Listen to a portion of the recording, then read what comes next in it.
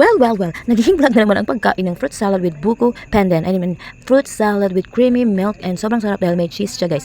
At may lubi siya guys, yung buko guys. At tingnan nyo guys, every break time namin ay na-addict talaga kami sa pagpunta dito.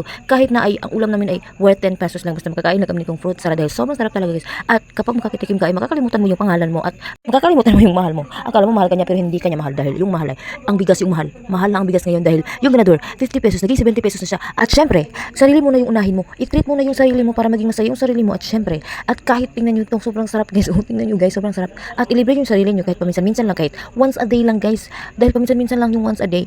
I-treat mo yung sarili mo ng ano. Tapos pagkabukasan, pag pinabukasan ay mag-diet ka na. Okay? Huwag nyo pasinin yung voice over ko dahil hindi ako marunong mag-Tagalog dahil yung Tagalog ko ay Bisaya Tagalog talaga ako guys. Kasi tingnan nyo guys, hindi ako marunong mag-Tagalog ng straight dahil Bisaya Tagalog talaga ako guys. Gusto ko lang mag-Tagalog kasi marami naman akong Tagalog na friends. Kaysa sa mga Bisaya na friends. Kaya nag-Tagalog lang ako guys para maintindihan ng lahat. Para hindi ako mag-explain sa mga Tagalog kung meron sa mga tanong sa mga video ko. Kaya kayo mga Tagalog dyan, kung meron kayong mga tanong sa mga words ay mag-comment down below lang kayo. At syempre, kung gusto niyo makatikim ito, comment down below dahil sasabihin ko sa inyo kapag magtatanong kayo kung saan ko nabili ito. Kasi sobrang sarap talaga guys, hindi ka magsisisi. Hindi ka magsisisi guys na binili mo to at hindi ka magsisisi at babalik-balikan mo ito araw-araw. Gusto mong kainin to araw-araw guys dahil sobrang sarap talaga niya. Kaya sinasabi ko sa inyo, hindi ka magsasawa sa lasa nito dahil sobrang sarap talaga. Hindi siya masyadong matamis at hindi siya masyadong matabang. At syempre, sobrang sarap talaga niya guys. Nasa insaktong tamis lang ang lasa niya guys. Super very nice. At saka tingnan niyo yung cheese. Oh, ang sarap oh. Yung malaking cheese. Tingnan niyo yung malaking cheese sa gitna guys. Sobrang sarap talaga guys. Kayo ano pang hinihintay mo diyan? Ano pang hinihintay mo diyan? Mag-comment ka na kung saan ko nabili ito para makatikim ka na. Huwag mo hayaan sarili mo na hindi ka makakatikim ito guys. Yun lang, thank you for watching.